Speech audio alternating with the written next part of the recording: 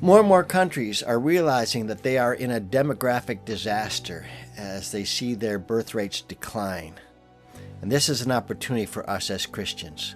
Yeah, the first thing we have to do as Christians is to be able to understand what is it that the Bible actually wants us to think about children. As the Bible describes children, how should we as Christians change our attitudes to be able to conform to that? And then what can we do around the world to see having children as an entry point for the gospel?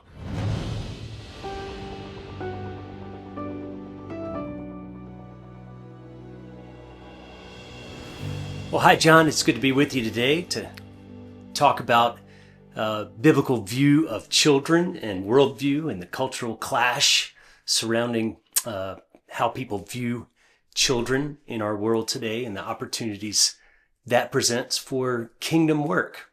Absolutely. Especially now in these current times, it's a great topic.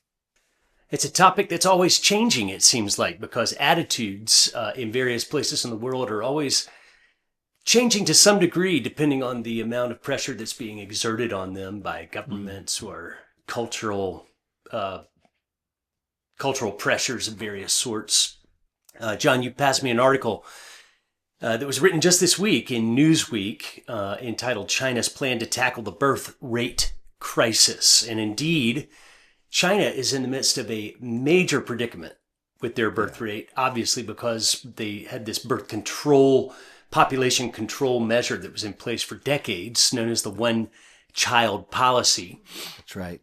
The number of children that each family has is not something you want to mess with too much, especially if you've got a good thing going. China, in the time of the opening of the one-child policy, was having as many as 5, 6, 7 children on average per family, and they saw that as a major threat to economic prosperity and growth in the future because there was so much poverty in the country of China. Demographics experts will tell you that every couple needs to have an average of 2.1 children per family to maintain the population in any given segment of society. Yep. Yep. Obviously, we've talked about this many times. You have to have more than one because not every woman will bear children. Not every woman will raise all of their children to reproduction age. So you have to have 2.1 children per couple just to replace that couple. That's right. In society. That's right. And China is in a really bad way now because they have really brought down their total fertility rate, we call it TFR, down to 1.0.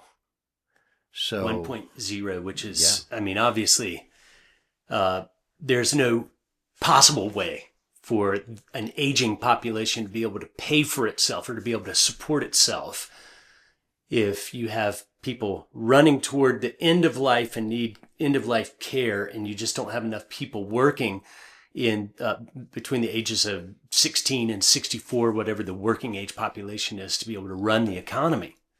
That's the paradox of the whole thing, is that so many people saw that too many people was the problem and the cause of poverty in the world.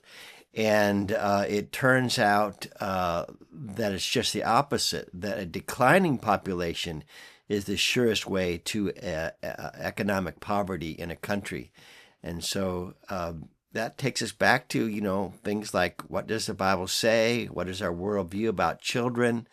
What are countries like China and Japan and countries like Russia and even the United States has a fertility rate that's below 2.1, even though it's somewhat hidden by immigration.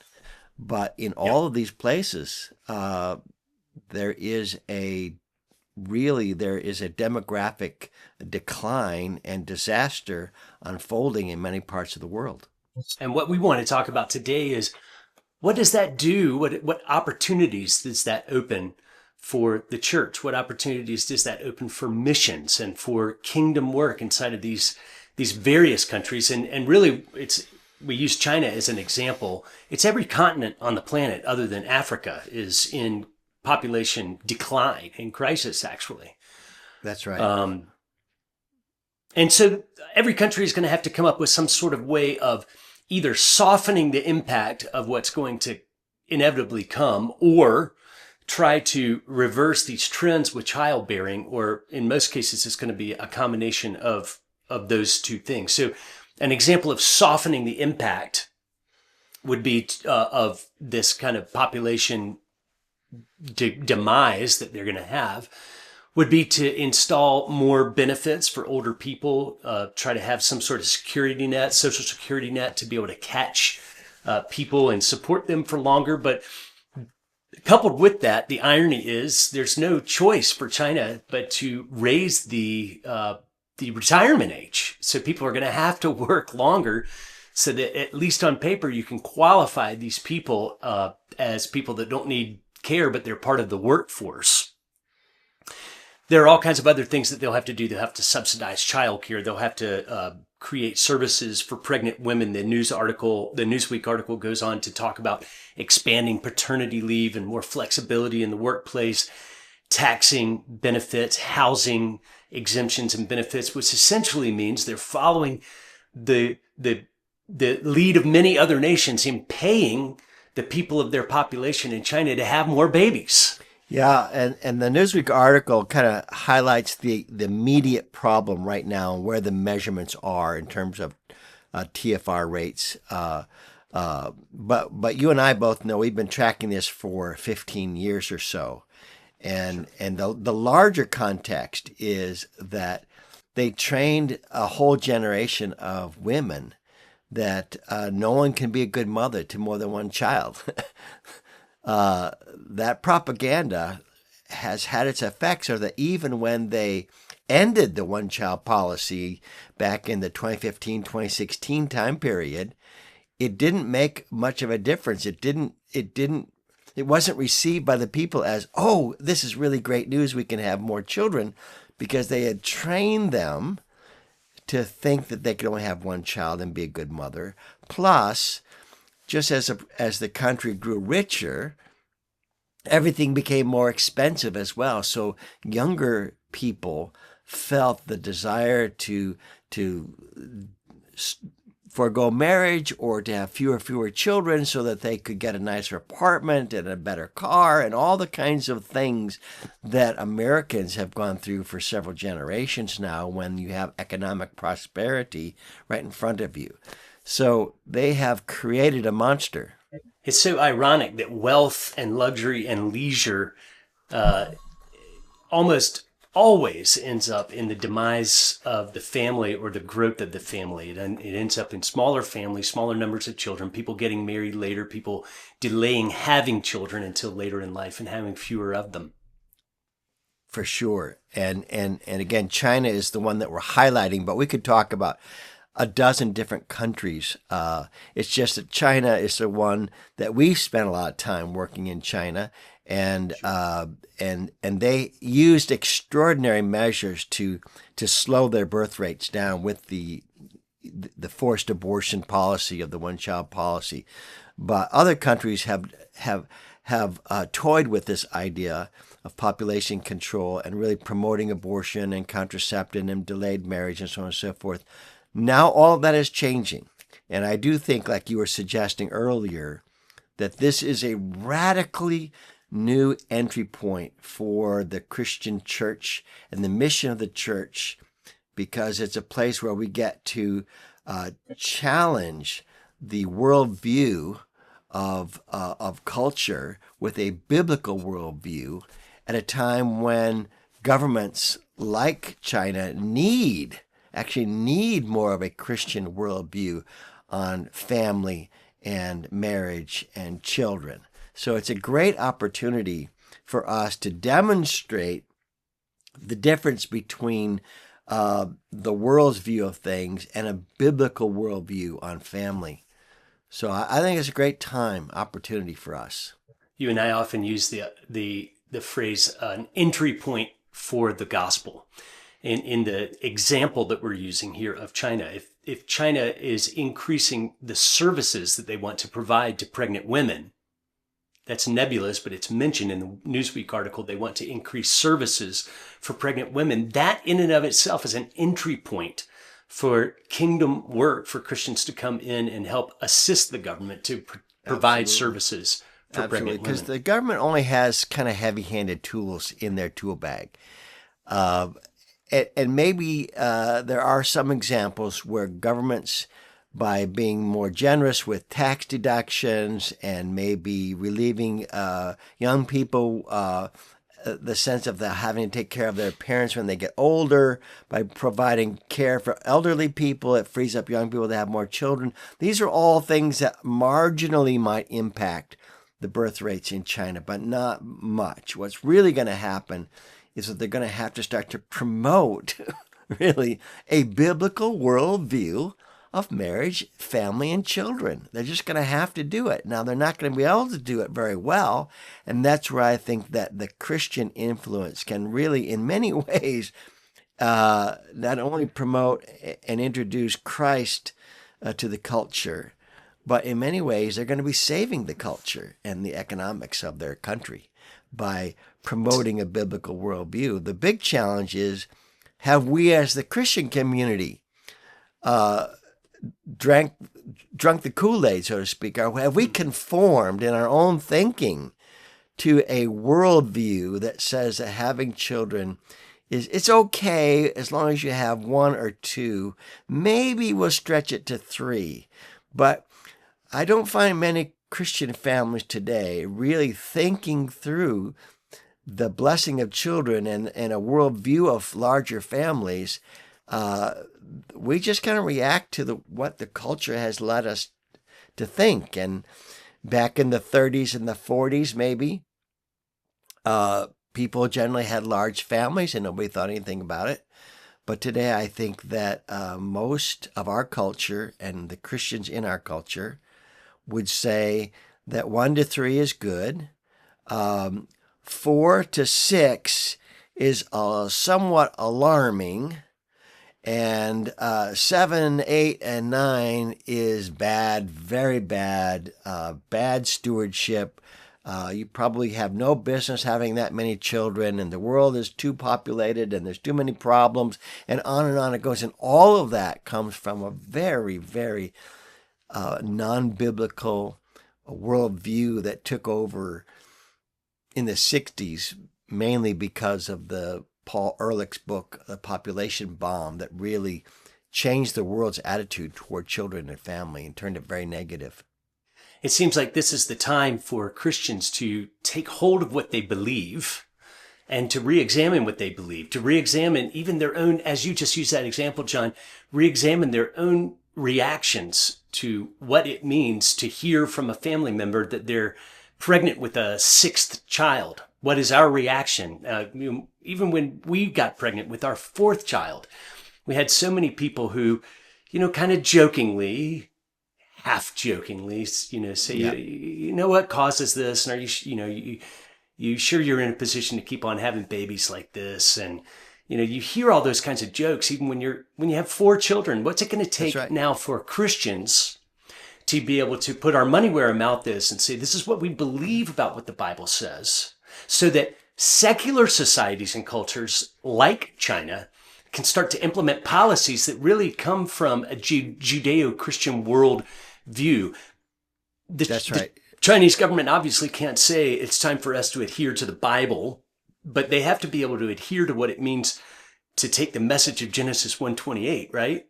I do think so. I think, let me just read Genesis 1:28 first of all. And God blessed them, and God said to them, be fruitful and multiply, and fill the earth, and subdue it, and have dominion over the fish of the sea, and over the birds of the heavens, and over every living thing that moves on the earth. Now, I'm going to be honest with you about a couple things, Mark. Number one, when I got married, my mindset was we could only have 1 or 2 children, and after that, no more. I mean, I adopted the attitudes of my time as well. I was conformed to the world. The contrast to Genesis 1, as radical as it is today, is in Romans 12, where it says, do not be conformed to the patterns of this world. Well, I was in that pattern. I just assumed that when I got married, we would never want to have more than 1 or 2 children. And we ended up having 3, and then I absolutely felt like we had to absolutely stop. And I remember a good friend of mine, they called me up and told me that they were pregnant with I think it was their 5th child. And I said to him, wow, congratulations, you're a rich man. And he started to weep for the same reason that you're talking about earlier, that everybody in his family, an extended family, was basically scolding him for having 5 children. And I might have scolded him too if I had had the same mindset at that time, or at least joked about, having too many children. So I just think this attitude that children are the problem, and maybe we can have a few of them, that is the worldview that even the Christians have absorbed.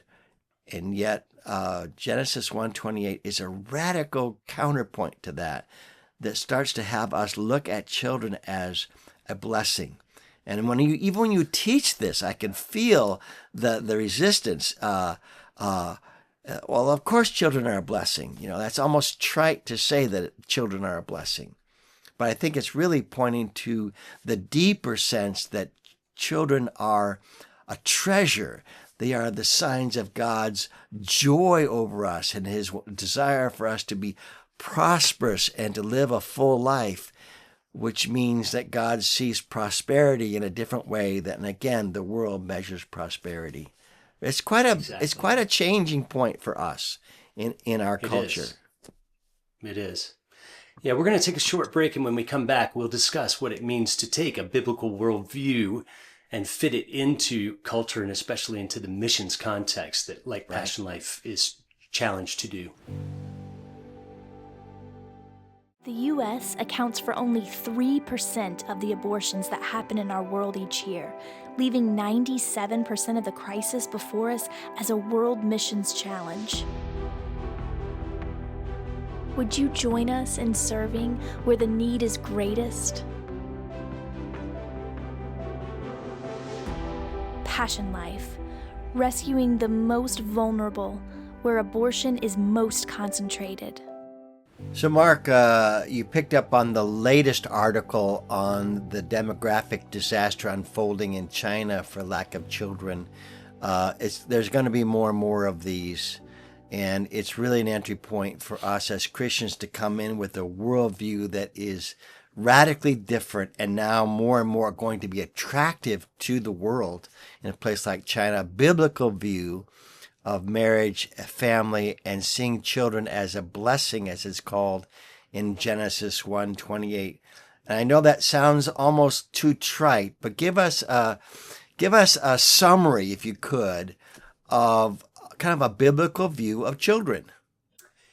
Yeah, well, Andreas Kostenberger has done that for us. My friend Andreas wrote a book called God, Marriage, and the Family that's now in its 2nd edition.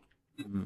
And he really highlights 5 basic approaches to the mindset of having children that align with biblical values, how the Bible describes children. First, the ancient Hebrews, those in the Old Testament Bible, they always saw children as being something that's valuable inherently because they were made in the image of God. So everybody had human dignity, everybody had human worth and value. Number 2, they saw having children as a means of perpetuating humanity, or this divine mandate to go out and subdue the earth and to like, as you mentioned from Genesis 1:28, multiply and fill it and subdue it and have dominion over it. That was the means. Having children was the means of perpetuating humanity. So it was a given that was a good thing, a blessing, a divine good to have children. Number 3, they always saw conceiving children as something that had to do with God acting on their behalf. Uh-huh. In other words, when a woman had a child, when a family had a child, it was always seen as God's favor or blessing on that woman or on that family, with the corollary being that a closed womb was always seen as a sign of divine disfavor, something that happened when you fall out of favor with God. Number 4, they valued children as an economic asset to the family. And that is something that up until recent history in the United States, we saw children the same way, as an economic asset rather than as an economic liability. You think back before the Industrial Revolution, back to the times before the Agricultural Revolution, where machinery took over mass production of our food system. Just having children to be able to support and work and contribute to the family, run the farm, run the family business, inherit the family business, was inherently seen as an asset or a good for the family in the economic long run. Now, our attitude towards children is that they are parasitic in nature, that they leach assets away from the family over time. So that's a major difference and a major change between how the Bible and the people who lived in Bible times saw children and how people in modern times see them now. And then the fifth point that Kostenberger makes is this sense that parents live on through their children. They don't die off. In other words, have their, you see this phrase repeated over and over again, especially in the Old Testament, of having your seed cut off or having your name blotted out. But it was having children that helped you avoid those calamities of just having your family stop and your legacy completely obliterated and just come to a dead end, but that you live on, in a sense, through your children. So taken together, these 5 things really give this holistic impression that children are valuable, they're necessary, they're an asset, they're an addition rather than a subtraction or a division. They're good, and they're something to be valued and sought after. Yeah, I can just think of people listening to this kind of just having the what about this and what about that kind of a creeping feeling, because what we're saying here is really runs counter to the times in which we live and to the degree that we've conformed to the times in which we live, where there's going to be kind of an internal rejection of it. But I even think when you mention how people perceived children as something that they conceived with the help of the Lord, that would change children from being, that challenges the idea that we have today that it's more of a product.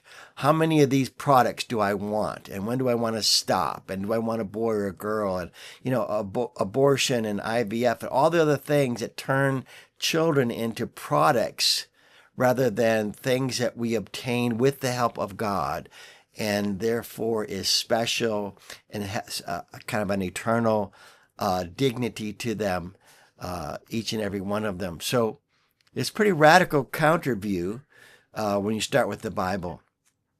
Not every culture sees it that way. Our culture has gone that way, and China's culture has gone that way, but not every culture in America, in the world, has abandoned the idea that children are a good thing.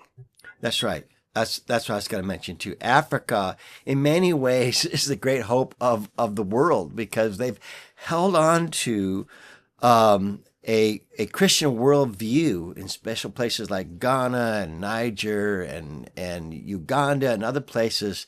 It's amazing to see, both from some of the tribal cultures, traditions going back hundreds and hundreds of years, and the influence of Christianity on those cultures. They have an extremely high view of family and marriage and children. I was going to mention to you, Mark, that there was a study done in 2010, interestingly, by the USAID, who was trying to figure out where the problem is, where people were having too many children, so they could direct all of their pro-abortion and infertility efforts into those countries. They did this study, and it turns out that that families in Africa want more children than any other part of the world. And in Africa, it was Niger that had the most desire. Niger and Sudan, not Sudan, Chad, and a couple other places that had, in some cases, as high as 9.1 children. That's what they wanted to have. And so it's just, we listen to that and it's just like, how can this possibly be? That's a terrible, terrible thing. But no, this is how they see their treasure, their fulfillment in life was in their family. And it was supported within the culture. So it's pretty encouraging. Let me just read to you a quote I found that talked about this. In the study, they interviewed this one girl from Niger, and her parents did not want her to get married too early, to have too many children. They wanted her to have this big career. Her hopes for her own life are different. Quote, "In my lifetime, I want to have what God decides for me," she says. "What does that mean in terms of children?" She smiles and laughs. "I hope God gives me 12. Now, I read that, and again, I'm just going to admit, I kind of, I'm stuck. I can't imagine having 12 children. Hassan's sentiments match those of many women in Africa who firmly believe that children are good and precious gifts from God. The point here in our discussing of this is not to tell everybody that they need to have a large family. That's not the point. The point rather is not to pass judgment on people who have large families, number one, and to start encouraging a worldview that welcomes children. And this relates to missions too. Can you tell us how you see how this advances the gospel? Well, yeah, just as we wrap this up here in the last minute or so, we need to make sure that we see this mandate that we have for seeing children as a blessing and translate that into missions opportunities. And there are lots of ways that missionaries and local Christians are doing that around the world. We have seen in various places, not just one country, but in multiple countries, people going into hospitals and setting up pregnancy counseling offices or pregnancy counseling corners inside of hospitals right next door to the abortion clinics where people are coming in to have their abortions. The hospital has prearranged and worked out with these people to be able to speak with a group of concerned, pro-life, not necessarily Christian in their mind, in the mind of the hospital, but people who are concerned for the perpetuation of children and the growth of families, to be able to talk through their circumstances and see whether or not having a child is something that they could actually do at this time. And That's right. That counseling, Mark, is not the heavy hand of government policy or money. It's neighborly persuasion and helping women or couples believe and begin to see this as something that God has given them and he's going to provide for them. So it's that very context of counseling in which the entire gospel starts to enter in as someone who can be trusted for our daily bread, who has a plan for our lives, and that God and Christ and the cross and the new birth is all part of that plan. So it's an entry point for sure. Amen. Let's pray, John, for a biblical worldview and for Christians to live out a biblical worldview and ethic, just as you've just said.